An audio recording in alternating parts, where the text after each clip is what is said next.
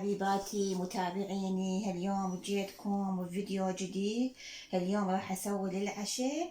طبعا هاي اول مرة اسوي كباب وخس، يعني ما مسويته بالقناة.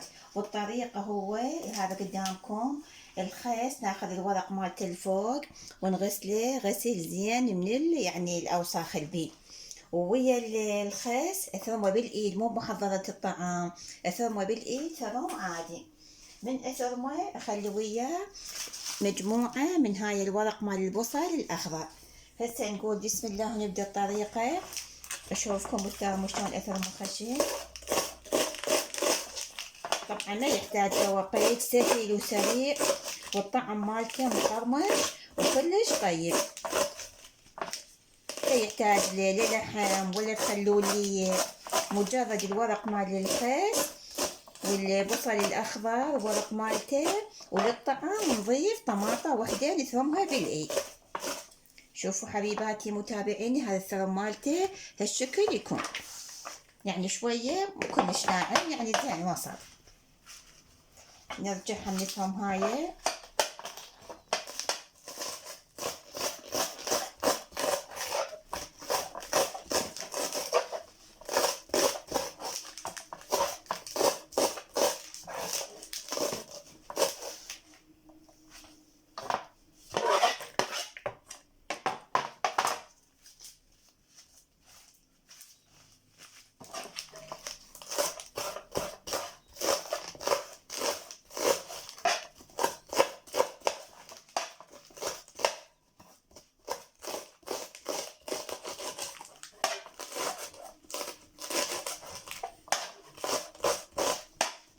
طبعا هالشكل يكون الثرم مالته.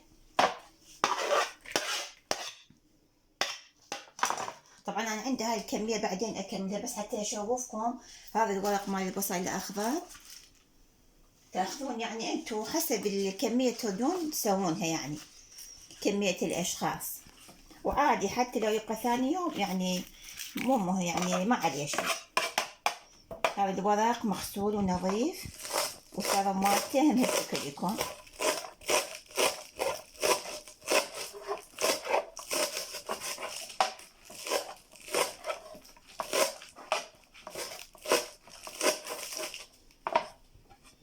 طبعا اكمل الباقي وارجع لكم. حبيباتي مو تنسوني من اللايك والاشتراك وتفعيل الجرس حتى يوصلكم كل ما هو جديد.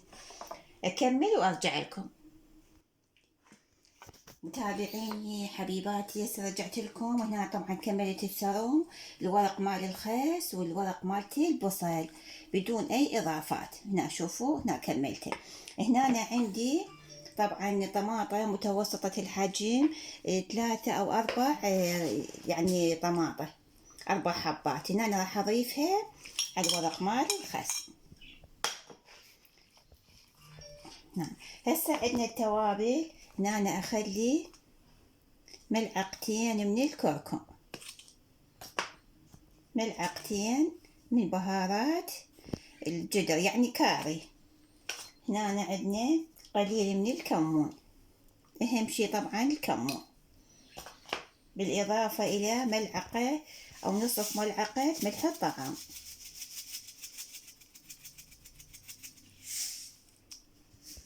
هنا كملنا طبعا من التوابل. نجي هسه على الطحين. هنا أنا عندي كوب. الطحين طبعا يعني كوب أو كوب ونص حسب العجن، من العجن نشوف إذا يحتاج طحين نخليه بعد. هنا كملنا كل الإضافات. هسه طبعا عجنة عجن زين باليد. نخلي بعد شوية من الكركم يطلع لونه صفا. هسه نبدي بالعجن. شوفوا حبيباتي، ما خليت اي شي، مجرد الورق مال الخس، ورق مال البصل، 4 طماطيات متوسطة الحجم، ملح، بهارات الكمون والكركم والبهارات الجدر يعني كاري. هسه طبعا من اخلص اقلب الطاوة. تشوفون القرمشة مالته شلون طيبة. عبالك يعني لو واحد يقلي كباب مال لحم، واطيب من اللحم. واحد يعني لازم يسوي شوية خضروات، مو كله لحم، هم يأثر على الصحة اللحم.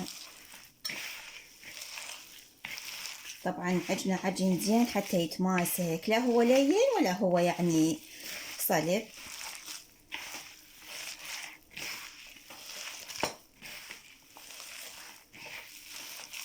خليه فد 5 دقايق من العجنه شويه يرتاح، بين ما نشغل الطباخ والطاوه تحمل ونبدي مرحله القلي.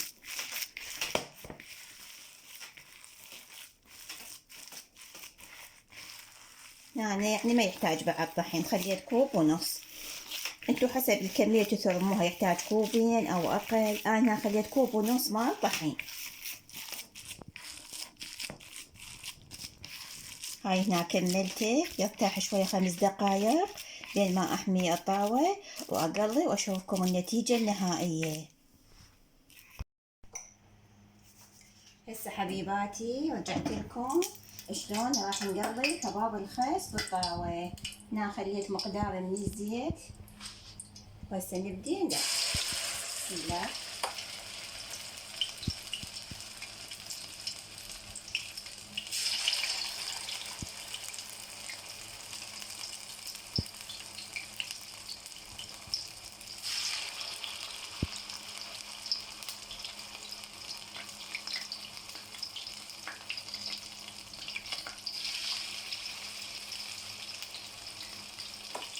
يعني حبيباتي مني طبعا انا عجنته وخليته بالثلاجة. اذا يحتاج تبللون ايديكم بللوها، ما يحتاج ما تبللوها. واذا هم يعني تجمدوه خاف يصير بيه شوية مي عادي تضيفون المي. انا استقله بدون مي يعني ما ابدل ايدي عادي. هسه تشوفون الطعم والقرمشة من يستوي.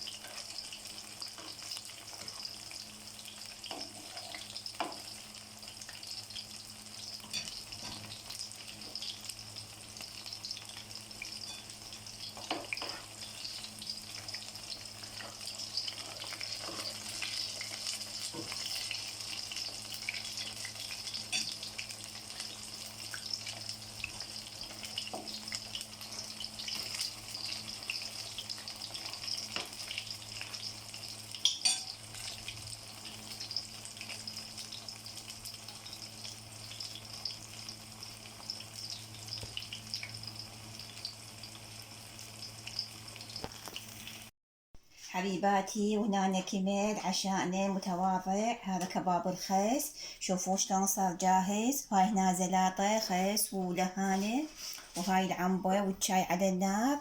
وشوفوا حبيباتي، شوفوا القرمشة مالته شلون.